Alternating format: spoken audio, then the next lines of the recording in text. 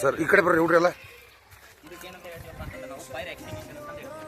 Okay, ಈಗ ಕಟ್ಟಡಗಳಿಗೆ ಬೆಂಕಿ ಹಚ್ಚಿದಾಗ ನಾವು ಯಾವ್ದ್ರ ಮೂಲಕ ಆರಿಸ್ಬೋದಪ್ಪ ಅಂತಂದ್ರೆ ಒಂದು ನೀರಿನ ಮೂಲಕ ಆರಿಸ್ಬೋದು, ನೆಕ್ಸ್ಟ್ ಫೈರ್ ಎಕ್ಸ್ಟಿಂಗ್ವಿಷರ್ ಮೂಲಕ ಆರಿಸ್ಬೋದು. ಇದು ಒಳಗಡೆ ಇರೋದು ಏನಪ್ಪ ಅಂತಂದ್ರೆ ಕಾರ್ಬನ್ ಡೈಆಕ್ಸೈಡ್.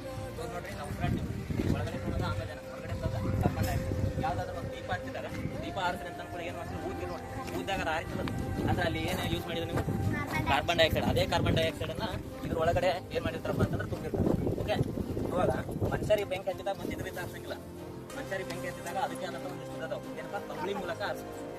ಕಟ್ಟಡಗಳಿಗೆ ಬೆಂಕಿ ಹಚ್ಚಿದಾಗ ಇದ್ರ ಮೂಲಕ ಏನು ಮಾಡ್ಬೋದಾ ಆರಿಸ್ಬೋದು. ಫಾರ್ ಎಕ್ಸಾಂಪಲ್ ನಮ್ಮ ಸ್ಕೂಲಿಗೆ ಬೆಂಕಿ ಹಚ್ಚಿದಾಗ ಬಿಸಿ ಊಟ ಇದರಲ್ಲಿ ಅಡುಗೆ ರೂಮ್ನಲ್ಲಿ ಏನಾಗಪ್ಪ ಬ್ಲಾಸ್ಟ್ ಆಗ್ತದೆ, ಏನೋ ಗ್ಯಾಸ್ ಬ್ಲಾಸ್ಟ್ ಆಗಿ ಬೆಂಕಿ ಹಚ್ಚಿ ಸಡನ್ಲಿ ಏನು ಮಾಡ್ಬೇಕು ನಿಮ್ಗೆ ಗೊತ್ತಿರುತ್ತೆ. ನಮ್ಮ ಸ್ಕೂಲ್ನಾಗ ಇರುತ್ತೆ, ಪ್ರತಿಯೊಂದು ಸ್ಕೂಲ್ನಲ್ಲಿ ಕೂಡ ಫೈರ್ ಎಕ್ಸ್ಟಿಂಗ್ವಿಷರ್ ಇರ್ತಾವೆ. ಇದು ತೊಗೊಂಡು ಹೋಗಿ ಫಸ್ಟ್ ಇಲ್ಲೊಂದು ಲಾಕ್ ಮಾಡಿರ್ತಾರೆ, ಈ ಥರ ಲಾಕ್ ಇರ್ತದೆ,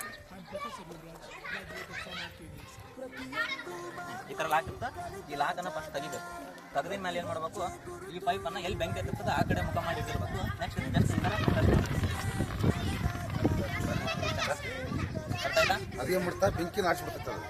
ಬೆಂಕಿ ಹತ್ತಿರದಲ್ಲೇ ಇದು ಮಾಡಿದಪ್ಪ ಅಂತಂದ್ರೆ ಅದೇನಾಗುತ್ತೆ, ಬೆಂಕಿ ಹಾರುತ್ತೆ. ಬೆಂಕಿ ಹತ್ತಿದ್ರೆ ಅದು ಹಿಡಿದ್ರೆ ಸರಿ, ಇದನ್ನ ಹೆಂಗೆ ಬಳಕೆ ಮಾಡಬೇಕು ಅನ್ನೋದ್ರ ಬಗ್ಗೆ ಮಾಹಿತಿ ಗೊತ್ತಾಯ್ತು ಎಲ್ಲರಿಗೂ.